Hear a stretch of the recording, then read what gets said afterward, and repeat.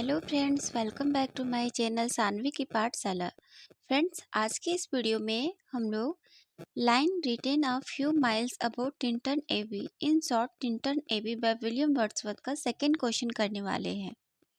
Previous video में मैंने आपको टिंटन एबी का कॉन्सेप्ट मतलब इस टॉपिक में विलियम वर्ड्सवर्थ ने क्या कहा है कॉन्सेप्ट वाइज पहले बताया। देन मैंने जो सेमेस्टर एग्जाम में क्वेश्चन पूछे जाते हैं उसको मैंने बहुत ही अच्छे से समझाया था। आई होप आपको वह वीडियो समझ में आई होगी और आपने वह वीडियो देखा होगा। अब चलिए हम लोग इसका सेकेंड क्वेश्चन आंसर को करते हैं जो सेमेस्टर एग्जाम में पूछे जाते हैं। फ्रेंड्स, आप लोगों को पता होगा कि ये जो टॉपिक है वो है सेमेस्टर 4 का पेपर नंबर 6 का यूनिट 2 का first poem Tintern Abbey by William Wordsworth. तो मैंने आपको वेरी फर्स्ट वीडियो में टिंटन एबी प्लेस के बारे में बताया था कॉन्सेप्ट वाइज। ये देखिए आप स्क्रीन में, इसमें क्या है उसके बारे में बताया था। देन मैंने आपको ये क्वेश्चन आंसर करवाया था जो सेमेस्टर एग्जाम में पूछे जाते हैं, ठीक है। देन जो नेक्स्ट जो क्वेश्चन है वो ये रहा आपका, ठीक है फ्रेंड्स। तो देखिए जो सेकंड क्वेश्चन है फ्रेंड्स वो आपको पूछा जा सकता है सेमेस्टर एग्जाम में और पूछे जाते हैं। एक सेकेंड रुकिएगा, पूछा जाएगा आपको question discuss the Wordsworth views about nature in Tintern Abbey और discuss the central ideas in Tintern Abbey और discuss the theme of Tintern Abbey by William Wordsworth. तो आपको इस तरह से कोई भी क्वेश्चन फ्रेम करके पूछा जा सकता है। वेरी फर्स्ट मैंने आपको समरी बताया था इस पोएम का। देन सेकंड क्वेश्चन में इस तरह से क्वेश्चन पूछे जा सकते हैं और करके। तो आपको सबसे पहले लिखनी है विलियम वर्ड्सवर्थ का शॉर्ट इंट्रोडक्शन। जैसे कि आपको लिखनी है विलियम वर्ड्सवर्थ इनका time period was an English romantic poet who, with Samuel Taylor Coleridge, helped to launch the Romantic Age in English literature with their joint publication Lyrical Ballad 1798।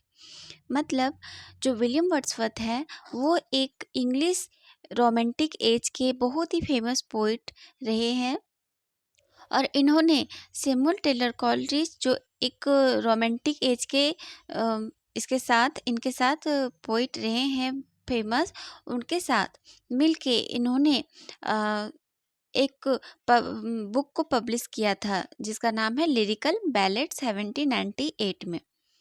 He was poet laureate from 1843 until his death 1850। और William Wordsworth है वो poet laureate in England रहे थे। कब से कब? 1843 में बने थे और जब तक उनका डेथ नहीं हुआ तब तक वो पोइट लॉरिएट के पद पे रहे 1850 तक। He remained one of the most recognizable name in English poetry and was a key figure of the Romantic poet। और ये जो विलियम वर्ड्सवर्थ हैं वो बहुत ही रिकॉग्नाइजेबल पोइट थे in English literature, English poetry के लिए बहुत ही ज़्यादा फेमस थे रोमांटिक एज में।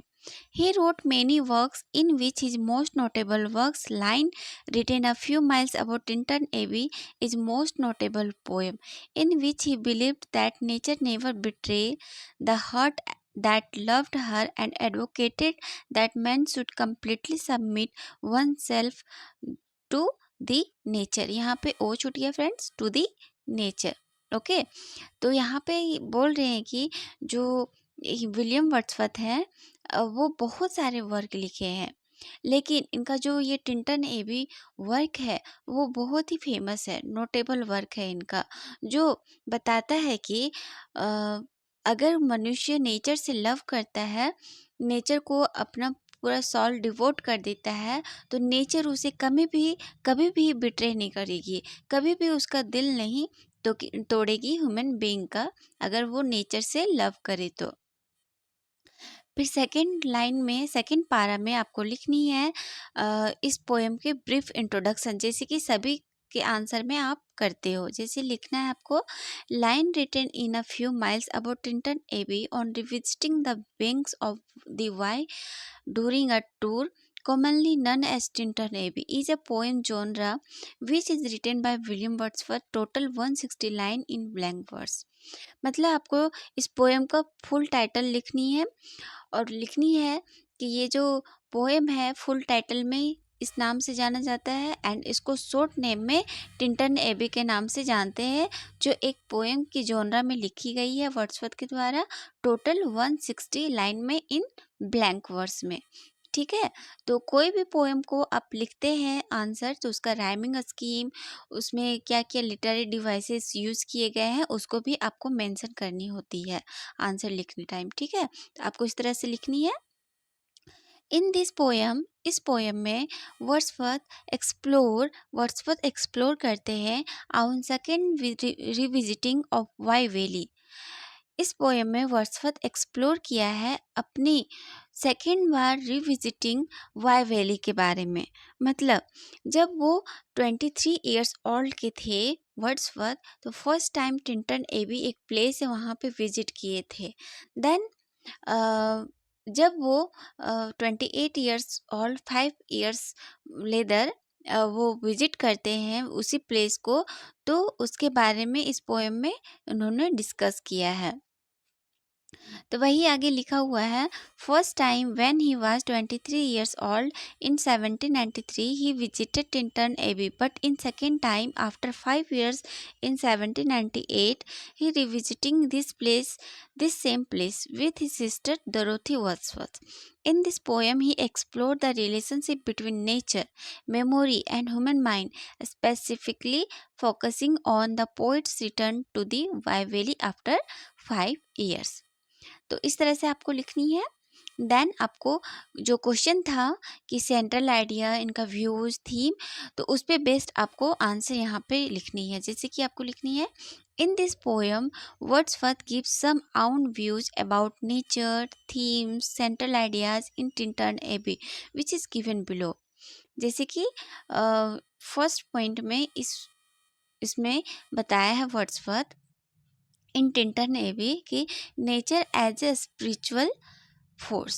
मतलब स्पिरिचुअल मतलब आत्मा, मतलब जो नेचर है, जो प्रकृति है, वो एक तरह से आत्मा है, आत्मा की जैसी है। स्पिरिचुअल फोर्स है एक ह्यूमन बीइंग के लिए। कैसी है वो देखिए आगे। Wordsworth views nature not just a physical landscape but a spiritual and emotional entity capable of shaping human consciousness. इस पॉइंट में वर्ड्सवर्थ ने बोला है कि जो नेचर है वो केवल फिजिकल लैंडस्केप नहीं है, बल्कि ये एक इमोशनल एंटाइटी है फॉर ह्यूमन बीइंग के लिए। ठीक है, और ये जो नेचर है वो है मनुष्य के थाउट को, उनकी जो सेंसेस है उसको प्रोवाइड करता है एक moral and spiritual well being को। तो इस पॉइंट में इन्होंने ये बताया है। एंड सेकेंड पॉइंट में इन्होंने बताया है नेचर इंडोरिंग इन्फ्लुएंस। मतलब जो नेचर का इन्फ्लुएंस रहता है वो परमानेंट रहता है। कैसे रहता है? Wordsworth emphasizes nature's profound and lasting impact on his life, particularly its ability to evoke powerful emotions and memories. ये बोलते हैं वर्ड्सवर्थ कि जो नेचर है वो ह्यूमन बीइंग, इवन जब वो रिविजिट किए वहाँ पे, तो फर्स्ट टाइम का जो उनका एक्सप्रेशन था वहाँ का सीनरी देख के, उनका इमोशन था वहाँ के प्रति, वो जब मॉडर्न एरिया, रूरल एरिया में जब रहते थे, तब जब वो कभी कभी अपसेट होते थे तो वहाँ का जो टिंटन एबी का जो सीनरी था वो याद कर करके वो खुद को प्लेजर फील करते थे। तो ये बोलते हैं कि जो नेचर का जो इन्फ्लुएंस है वो परमानेंट होती है, जो मेरे दिमाग में एक तरह से छप गई थी जब मैं फर्स्ट टाइम वहाँ पे टिंटन एबी वे वैली विजिट किया था। ही revisit the Wye Valley after 5 years, reflecting on how the landscape has shaped him and continued to offer solace and insight. और वो बोलते हैं कि जब मैं फर्स्ट टाइम टिंटन हैवी आया था, उस समय का मेरा इमोशंस, मेरे मेमोरीज उस प्लेस को देख के, और जब मैं सेकेंड टाइम रिविजिट कर रहा हूँ तो पहली की मेमोरी एंड सेकेंड की जो मैं अभी देख रहा हूँ वो सेम है, सेम मेरा इमोशंस है, कुछ कुछ भी यहाँ पे मेरा इमोशंस अलग नहीं हुआ है इस वह वैली को देख के। फिर थर्ड पॉइंट में ये बोलते हैं nature as a source of solace and inspiration. मतलब ये बोलते हैं Wordsworth portrays nature as a powerful force that can heal, inspires and provide comfort in time of distress. He believed that nature can help people overcome negative emotions and find meaning in life. ये बोलते हैं कि जो nature है वो people को, human being को एक पावर देता है कि कौन सा पावर, कि ह्यूमन बीइंग का जो नेगेटिव इमोशंस होता है उसको कंट्रोल करने के लिए, और पावर देता है कि अपने नेगेटिव इमोशंस को कंट्रोल करके वो अपने लाइफ की एक मीनिंग ढूंढे। ठीक है, तो नेचर है वो ह्यूमन बीइंग के लिए एक सोर्स है इंस्पिरेशंस का। ठीक है, आगे पॉइंट में ये बोलते हैं स्पिरिचुअल एंड मॉरल ग्रोथ। मतलब Wordsworth suggest that nature has a spiritual and moral dimension, offering opportunity for self discovery and personal growth.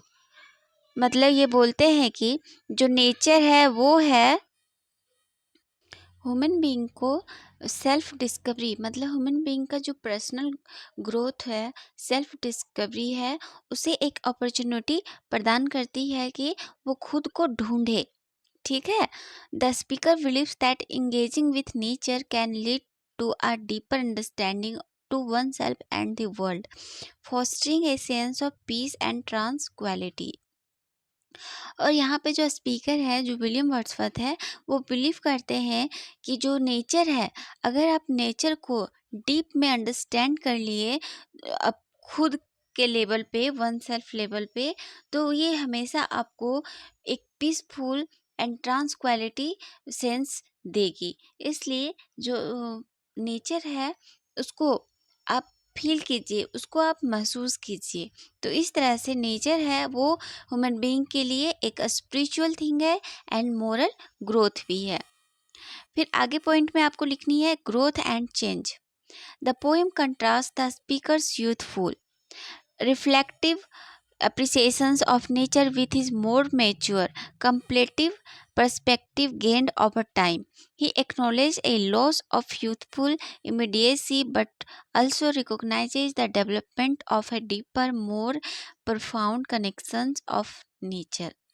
मतलब ये बताते हैं कि जो ये पोएम है टिंटन एबी, उसमें स्पीकर जो विलियम वर्ड्सवर्थ है उसके यूथफुल को दिखाया गया है, उसके इमोशंस नेचर के प्रति जब वो टिंटन हेवे गया था उस समय का उसका इमोशंस, उसका मेमोरी के बारे में दिखा गया है इस पोयम में, जो कनेक्शन करता है विलियम वर्ड्सवर्थ को नेचर के प्रति, मतलब कनेक्ट करता है। फिर आपको लिखनी है memory and imaginations. Wordsworth explored the enduring power of childhood, memories of nature, and how they continue to influence the adult mind. He reflects on how these memories, even when disconnected from direct experience, can offer tranquil restoration and deeper understanding to the self.